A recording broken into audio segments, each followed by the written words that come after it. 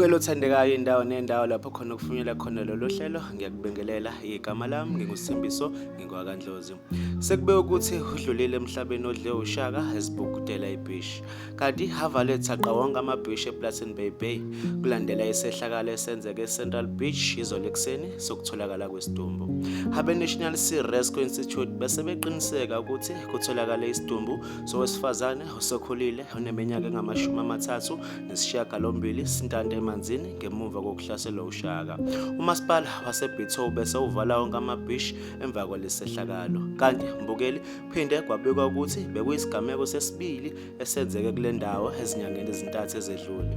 Mbukeli udaba olubuhlungu lolu kanti nayi imbono yababukeli mayelana nalolu daba. uLindo Bongi uthi yena ingozi zikaDisemba zasemabhishi sesiqalile. Umbukeli kubheka uthi yena bezikhamise iphi izinkambi zokuhlenga abantu. Mbukeli uthini wakho umbono mayelana nalolu daba? Veza uvo lwakho kwi-comment section ngizokubona kwenye video elandelayo. Usale kahle.